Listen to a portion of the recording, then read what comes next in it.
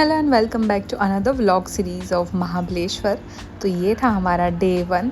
तो हम लोग पुणे से निकल चुके हैं सुबह सुबह 9 बजे के करीब जाने के लिए महाबलेश्वर की ओर। तो हमने कैब बुक करवा ली थी पूरे 2 दिन के लिए। तो ये था हमारा बीच का जो हाईवे का व्यू है, वो इतना ब्यूटीफुल था। वहाँ पे बीच में बहुत सारे टनल्स आ रहे थे, पहाड़ तो शुरू हो ही चुके थे और बीच में हमने ब्रेकफास्ट कर लिया। मैंने ट्राई किया था कोकम शरबत, वो मेरा फेवरेट है, और सोल कड़ी भी ट्राई की थी। और ब्रेकफास्ट करके हम फिर से निकल चुके हैं महाबलेश्वर की हिल के ऊपर चढ़ने के, पहाड़ियों के ऊपर। आप देख सकते हैं ये ब्यूटीफुल व्यू महाबलेश्वर के करीब आते ही शुरू हो जाते हैं। बीच बीच में आपको छोटे छोटे वाटरफॉल्स भी ज़रूर दिखाई देंगे। और ये मॉनसून का सीज़न था तो और ही ब्यूटीफुल लग रहा था। घने बादल भी छाए हुए थे, ऐसा लग रहा था कभी भी बारिश हो सकती है। तो ये सब हम पहुंच चुके हैं हमारे होटल में, जो कि था जेपी कॉटेज ट्रीवो वाला। Now we have reached to Himalaya waterfall. Here is the entry fee, 25 rupees per head. ये वाटरफॉल हमारे होटल से 5 मिनट की दूरी पे था। तो हम पहले चेक इन करके यहाँ पे पहुँच चुके थे रेडी होके वाटरफॉल देखने के लिए। तो यहाँ पे 25 रुपये फ़ीस थी पर पर्सन।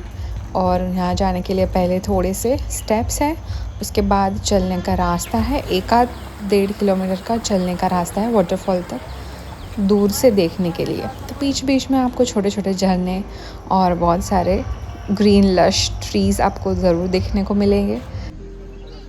इस वाटरफॉल की हाइट अराउंड 500 फीट है और ये सी लेवल से 1200 मीटर अराउंड ऊपर हाइट पे आया हुआ है बेने वैली में। तो आप देख सकते हैं ब्यूटीफुल बुलिंगमाला वाटरफॉल।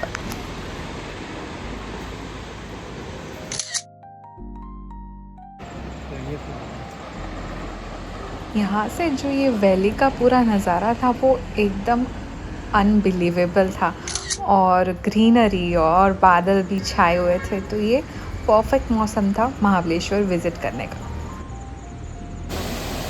वहाँ से वापस आते हुए हम एक छोटा सा झरना भी हमने देख लिया और हमने लंच कर लिया। तो मैंने खा लिया था स्ट्रॉबेरी क्रीम, जो ये मैप्रो गार्डन वाला नहीं था पर दूसरा था, पर ठीक है फिर भी अच्छा था।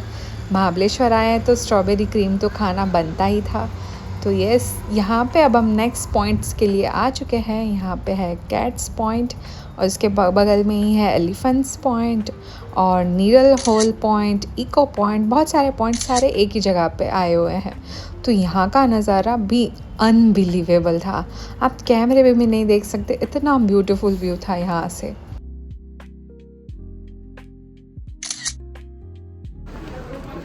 अब यहाँ से हम निकल चुके हैं वेन लेक की तरफ। तो यहाँ पे भी बहुत सारी भीड़ थी। सनसेट के बाद यहाँ पे बोटिंग वगैरह नहीं होती है, पैडल बोट वगैरह थी, पर ये लोग बहुत ज़्यादा ही चार्ज कर रहे थे। तो हम लोगों ने बोटिंग नहीं की, बस सिर्फ यहाँ के वेदर को एंजॉय किया और ये मसाले वाला अमरूद खा लिया और थोड़े बहुत फ़ोटोज़ खिंचवा लिए। और अब हम चल चुके हैं अपने नेक्स्ट पॉइंट की तरफ। तो यहाँ के रास्ते ही इतने ब्यूटीफुल है कि आप कहीं पे भी मतलब ग्रीनरी से पूरे कवर हुए हैं, ऐसे रास्ते मिलेंगे आपको।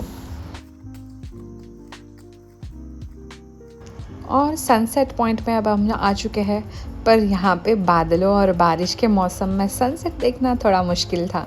फिर भी हमने ये पॉइंट देख लिया और फिर से वहाँ पे बारिश शुरू हो चुकी थी। तो अब हम वापस चल चुके हैं अपने होटल की तरफ। तो ये बीच में अब मिस्टी रोड्स आप देख सकते हैं और बीच में हमने महाबलेश्वर मार्केट में भी थोड़ा बहुत घूम लिया।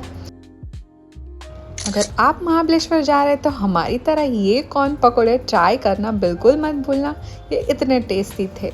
और अब हम थोड़ी देर वापस आ गए हैं हमारे होटल में, रेस्ट करके अब निकलेंगे हमारा डिनर करने के लिए।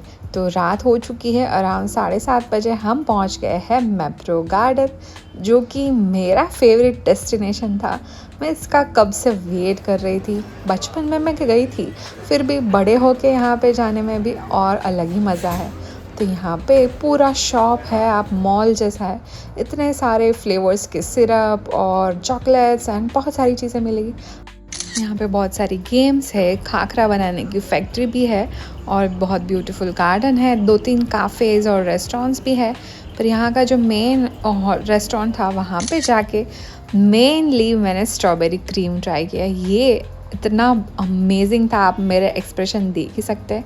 और मैंने सुना था यहाँ का मार्गरीटा पिज़्ज़ा भी बहुत बढ़िया था, तो वो भी हमने खा लिया। पार्ट 2 ऑफ महाबलेश्वर के लिए हमारे व्लॉग ज़रूर देखते रहिए and stay tuned for upcoming episode.